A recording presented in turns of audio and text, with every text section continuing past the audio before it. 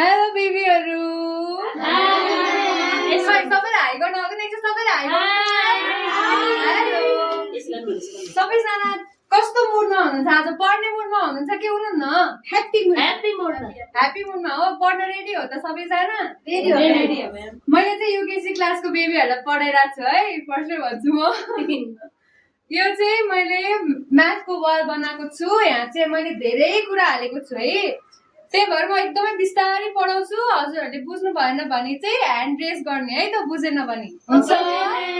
हुन्छ है सुरु गरौँ ल सुरु गर्ने भए क्ल्याप गरेर मलाई भन्नुहोस् न गरौँ कि नगरौँ भनेर ल म सुरु गरेँ है त फर्स्टमा चाहिँ हामी फ्यान नम्बर्स अफ फ्यान पढ्छौँ है सबैले फ्यान त देखेको होला नि है सबैको घरमा फ्यान छ त्यहाँ पनि छ अब यो चाहिँ फ्यानको त्यो के अरे घुम्ने पार्ट हो है ल सबैजना मैसँग रिपिट गर्ने हस्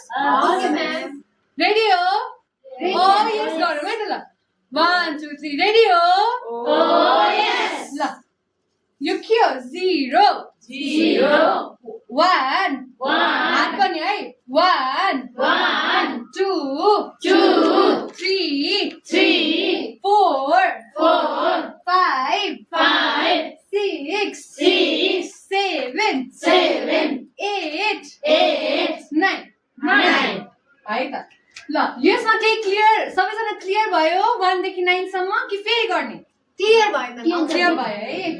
ल अब यहाँ चाहिँ यो चाहिँ के रहेछ त बेबीहरु यो फुल है फुल हो कि हैन अब यो फुलको पेटलहरुमा चाहिँ मैले डिफरेन्ट कुरा राखेको छु के राखेको छु म भन्छु है त फर्स्टमा छ अप ल एकचोटि सबै बेबीहरु उठ्नुस् त उठ्नुस् है ल अब हामी अप गर्ने है त फर्स्टमा युपी अप ल अप कस्तो हुन्छ up okay hands down down DOWN down down कस्तो हुन्छ होला त बेबीहरु डाउन बस्ने होइन डाउन देखाउने बेबी ल अब लास्ट गर्ने अनि बस्ने है त यो भनेको चाहिँ कट के रहेछ CUT कट हजुरहरूको होमवर्क रङ भयो भने म्यामले कट गर्नुहुन्छ नि है रेड पेनले अब कट गर्दा चाहिँ यस्तो गर्ने है त CUT कट CUT कट ल वेल डन सबैजना बस्नु अब यहाँ एक्स्ट्रा भनेको चाहिँ एड र लेस है एड भनेको चाहिँ जोड्ने के हो रे एड भनेको जोड्ने ल यस्तो गर्ने है जोड्नेलाई चाहिँ भयो एड लेस भनेको चाहिँ माइनस लेस ओके क्लियर अगाडि बढ्दा हुन्छ अब हामी नम्बर्स र काउन्टिङ गर्ने है त कोलाई नम्बर्स भन्न आउँछ यहाँ सबैलाई आउँछ कि आउँदैन ल अब हामी गरेर हेरौँ है त काउन्टिङ गरौँ है त 1 यहाँ डाइसमा कतिवटा डट छ 1 वटा डट छ है यो के रहेछ त 2 सबैले ह्यान्ड जेस्चर गर्नु त 2 कतिवटा डट छ 2 3 मा कतिवटा डट छ यहाँ 1 2 3 वटा रहेछ अब यो डाइस हेरौँ है त यसमा कतिवटा डट रहेछ त 1 2 3 4 ल अब नेक्स्ट 4 पछि के आउँछ बेबीहरु 5 भेरी गुड ल 5 को काउन्टिङ गरौँ है त 1 2 3 4 5 ल 5 पछि 6 आउँछ है अब 6 को काउन्टिङ गर्ने हुन्छ सबैले ह्यान्ड जेस्चर्स गर्ने है 1 2 3 4 5 6 ल अब नेक्स्ट 6 पछि के आउँछ 7 आउँछ अब चाहिँ सबैजनाले 7 हातमा राख्नु त ल 7 कसको मिल्यो मिल्यो ल अब चाहिँ हामी औँला भाँच्ने है त ल 1 2 3 4 5 6 7 डन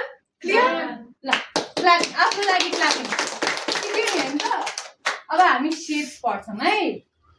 शेप्स फर्स्टमा छ ट्रायंगल भन त सबैजनाले ट्रायंगल अब के चाहिँ ट्रायंगल हुन्छ होला त गेस गरौँ है त अघि भर्खरै हामीले पढेको हामी चिप्स पनि भनेको हे चिप्स ट्रायंगल हुन्छ यो चित्र के को हो बेबीहरू यहाँ देखेछु चित्रहरू यो चित्र के को हो चित्रलाई चिनिराखेको होला नि चिने हो चित्रको नाम भन्न सक्नुहुन्छ नि चित्रको नाम भन्नुस् त के को चित्र हो यो थाहा छैन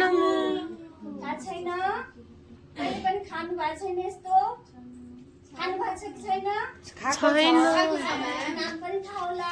उखु ओके उखुको जुस मन पर्छ उखु चाहिँ केबाट आउँछ उबाट उखु आउँछ केबाट आउँछ पाँच चोटि भन्ने उबाट उखु अब त आइहाल्यो उबाट के आउँछ उखु भेरी गुड यसरी भन्ने यो के छ यो के को चित्र हो यो त चित्र थाहा छ यो के छ यहाँ राखेको चिन्नुहुन्छ बल हो म्याम त्यो बल हैन बेबी यो बल छैन बल जस्तै अरु बेबी भन्नु आलु त जीवन भन्न पाइयो नि 1 नै होला है अनि 6 वटा 0 भए पनि छैन बेबीहरूलाई हामीलाई धेरै जस्तो आलु मनपर्छ हो कि होइन आलुको तरकारी हराएको हो म्याम हो र आलु मेरो फेभरेट आलु त धेरै थरी बनाउन मिल्छ नि है चिप्स बनाउन मिल्छ अनि के रे आलुबाट तरकारी बनाउन मिल्छ धेरै थरीको परिकारहरू बनाउन मिल्छ मिल्दैन आलु खाएर के हुन्छ आलु खाएर के हुन्छ धेरै खायो भने डाइरिया पनि हुन्छ हो कि होइन कार्बोहाइड्रेट पाउँछ कार्बोहाइड्रेट पनि पाउँछ छैन बेबीहरूलाई